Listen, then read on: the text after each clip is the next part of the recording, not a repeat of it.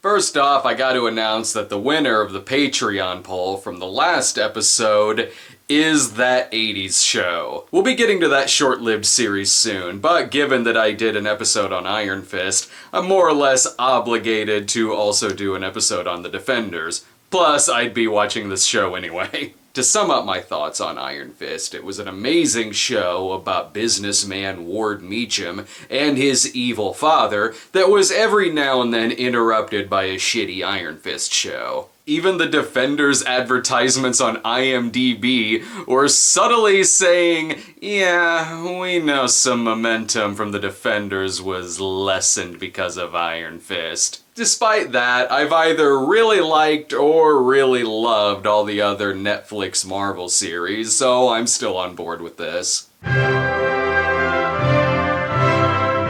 For all you Iron Fist fans, good news! He's the first of the 4 you see in this series. He does some fighting, and then a dude tells him, Iron Fist, go home. Does this show even like Iron Fist? I like how Daredevil and Jessica Jones and Iron Fist are introduced about like you'd think they would be, and then Luke Cage comes in like a music video. It does this a few times, like Matt Murdock would be doing something, and then cut to Luke Cage as if you just sat on the remote and MTV is now on. I honestly like that because Luke Cage has some of the more interesting stuff in this episode, along with Sigourney Weaver and Jessica Jones. Since none of the 4 have scenes together, it does feel like you're watching 4 separate season premieres and you just hit the mix button, so it feels really random, but it does have a really solid ending, which made me go, okay, I do want to see where this goes. As we continue on with the adventures of 3 superheroes and their mailroom clerk Iron Fist, the episode still has them all working separately, but you can tell that it's all leading towards a common conclusion. And I think Luke Cage is hunting down Dolomite, and Iron Fist appears to be coming off of a bad trip he had backstage at a 98 Degrees concert. There actually is a pretty awesome fight scene between Luke Cage and Iron Fist, and if this is leading towards Power Man and Iron Fist, excellent.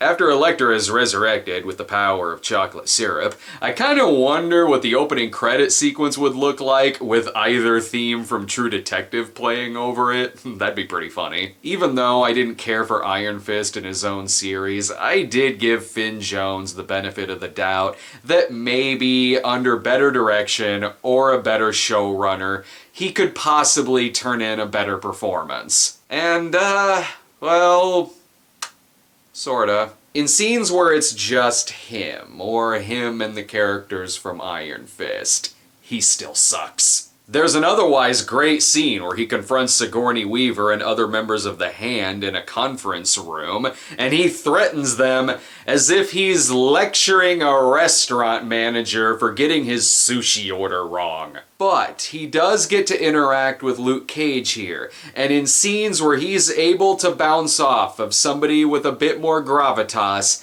he is better. Even at the end of the episode, when all 4 characters finally come together, he does show a little more promise there. He even has a badass scene where he punches a sword. Sure wish I could do that.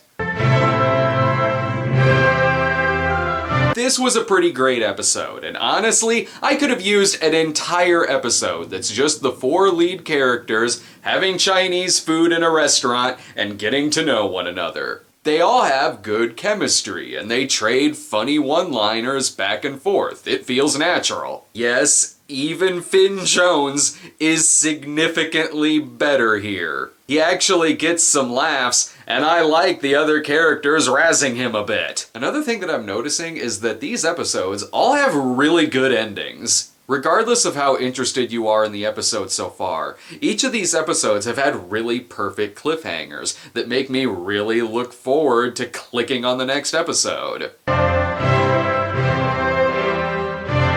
And this episode has a great opening too. It's a symphony of people sharpening their weapons and getting ready to fight. Nice. The leads, again, spend a lot of time in this episode apart, and most of these individual scenes do make me look forward to the next seasons of their shows. But when Bakuto from Iron Fist turns back up, it makes me think that even with a different showrunner, Iron Fist Season 2 still isn't going to be very good. Claire's in this episode, so naturally someone's going to get injured. I love her and Luke Cage together, and when they finally had sex several episodes ago, an amazing twist would have been if he lowered his pants and "This is my curse." They all have to fight Iron Fist in order to keep him secured because the Hand is trying to capture him. Guys, you don't need to fight Iron Fist, just distract him with a Black Keys CD. Danny does spend a lot of time in this episode unconscious, probably having nightmares about the next unicorn frappuccino that he has to make. There is a funny scene between him and Luke Cage when they're talking about being hit with dragons and rocket launchers. Sigourney Weaver is so good here. I like the quiet desperation that her character has given her medical death sentence at the beginning of the series. She brings a lot of class and dignity to the show, so the ending is a little bit of a surprise.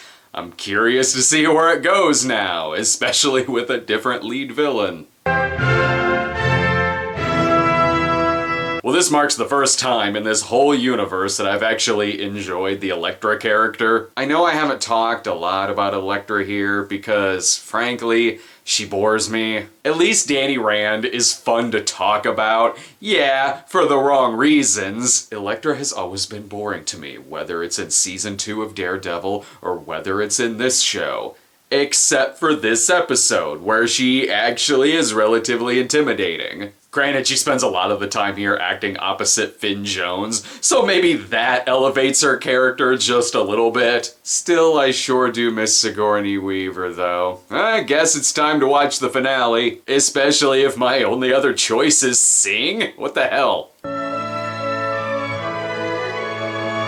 So Colleen really should be the fourth member of the Defenders. Anyway, this is a pretty intense episode. A lot of it revolves around a ticking time bomb, and Daredevil and Elektra do have a pretty great fight inside of a skeleton of a dragon. The scene is very sincere and emotional, and way better than the group fight scene, which is ruined by a stupid music cue that sounds like someone pulled their car up in front of my house with their radio blasting. I sort of expected Max Schreck to pop up in one scene, only so he could say something like, "Matt Murdock? Why are you dressed up like Daredevil?" This should be obvious now, but spoiler, it's got a real gut punch of a conclusion, but don't worry, I'm sure Daredevil will turn up in Justice League.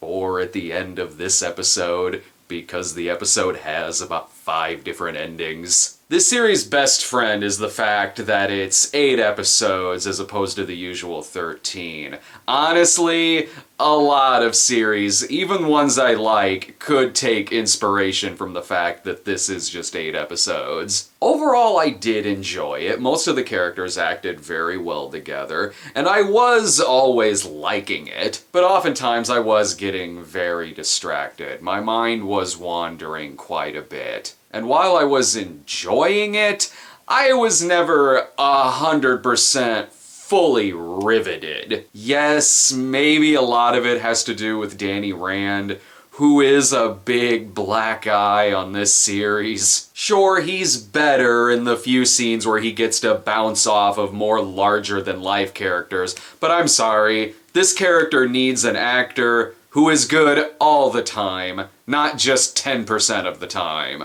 And unfortunately, so much of this plot revolves around Iron Fist that you pretty much need to have seen Iron Fist to understand a lot of what's going on here. Which leads me to, I am so sick of the Hand. If this is it for the Hand, then thank God. I suppose in my rankings I'd go Jessica Jones, Daredevil 2, Daredevil 1, Luke Cage, The Defenders, and Iron Fist. I'm glad I saw the show. I liked it just fine. There was good fight scenes and there was some funny banter between some of the characters. But unlike a lot of the other series, I really don't need to see this one again. So stay tuned next time for That 80s Show. Let's see how that holds up.